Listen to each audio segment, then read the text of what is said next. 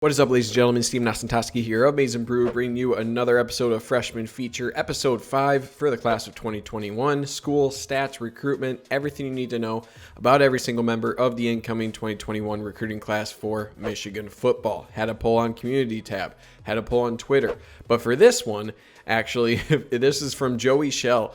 Lots and lots of comments wanting to see Giovanni El-Hadi. So here you go, Joey. Persistence pays off. Thank you for your continued comments. Goes to show you guys, if you have a prospect you really want me to cover, comment, and if you're persistent enough, I'll cover them. So here we go. Check the community tab and Twitter for future episodes. Episode 6 later this week will be the result of that existing poll. So previous episodes in the playlist linked above as well as in the description below. Let's dive into episode 5 here. Top 100 offensive tackle Giovanni El-Hadi for his high school. Out of the great Mitten State here, Sterling Heights Stevenson High School. He helped lead them to their first MAC Red championship in 11 years. That's the conference they're in Division I. They were blasted by West Bloomfield and Donovan Edwards in the districts his senior year. Junior year, they reached the semis, lost to the eventual champion Davison High School. He's a 2-year captain for Sterling Heights Stevenson and was also invited to the Under Armour All-American game. Stats, no real stats. He's an offensive lineman. That's what you get. Metrics, again, no real metrics here. 6'5", 285 is what he's listed at out of high school. 4.44 shuttle back in 2019, so you can think maybe he was a little bit lighter at that time, but that's a very, very good shuttle for an offensive lineman, especially someone of his size. So that's really impressive at that point. Rankings. All Services had him as a 4-star. Rivals had him inside top 100 at 92 overall, number 13 offensive tackle in Michigan. Very similar for 24/7, 87 nationally, both on the composite and their individual ranking, 12 or 11 offensive tackle, and top 5 in the state as well. ESPN, the least bullish on him at 136 nationally, 18 offensive tackle, number 5 in the state of Michigan. So a pretty tight-knit group there, about within 40 ranks or so of each other there, obviously with 24/7 being the most high on his abilities there. His offers, pretty short offer list here, mainly because of when he committed to Michigan. So he has Penn State, Purdue, Indiana, Michigan State, Iowa State, bunch of MAC offers, and obviously Michigan for his recruitment. He's a guy who showed up after his sophomore year. He was at a Rising Stars camp in early 19. No offers. Michigan was one of the last teams to really offer him.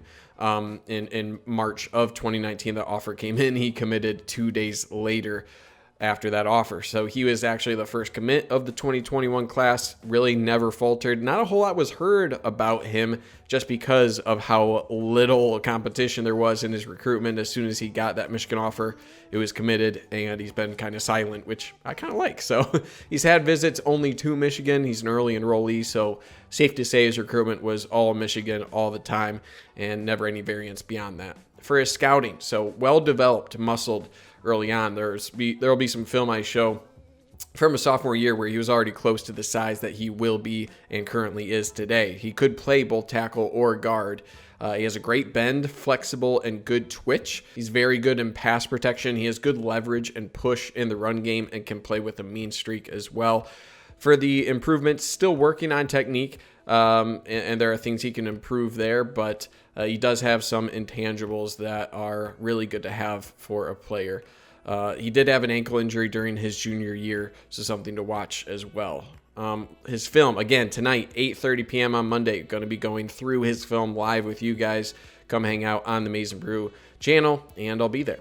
For his comp, okay, Ben Bredesen, I think is a decent comp here, okay? 4-year starter for Michigan, obviously one of the best in recent decade for the Wolverines. Got involved extremely young. Ben Bredesen was also a swing lineman. He could play either guard or a tackle eventual. More looking at a guard at the NFL level. See a lot of potential there with the same for El-Hadi. I think he'll turn out to be more of a right tackle because of his ability already in pass protection and his size overall at 6'5". Bredesen was a bit higher ranked out of high school, 37th nationally, number 5 offensive tackle, so El-Hadi doesn't come in quite as lauded as Ben Bredesen did. But both were offensive tackles out of high school. 6'5", 300 pounds was Ben Bredesen, so very similar in size. Good frame, all ready to see time early. Only main thing I think is we won't see El-Hadi early just because of where the depth chart is at this time. It was in a really rough spot when Ben Bredesen was a true freshman. El-Hadi, I think, will have to wait a bit before his time to break through, but similar athletic profiles, similar futures, I think, at Michigan overall. Obviously, Ben Bredesen became an NFL draft pick. I think he was 3rd or 4th round.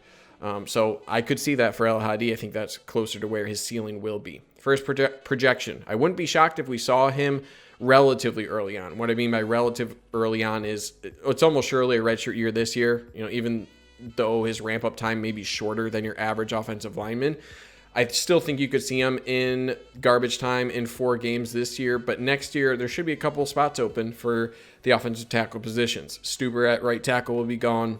And then you'll really have Trente Jones, Carson Barnhart, and Jeff Percy. Those are kind of the main guys. Tristan Bounds is a fellow 2021 early enrollee that he'd also have to compete against. But you can see there's time available there, okay? So for 2021, I'm expecting him to get in garbage time or, at the end of some blowout games, get him that red shirt, though, preserve that less than 4-game, or that 4-game limit, I should say. In 2022, I expect him to be a backup, maybe like the 7th or 8th lineman, so cracking the 2 deep there.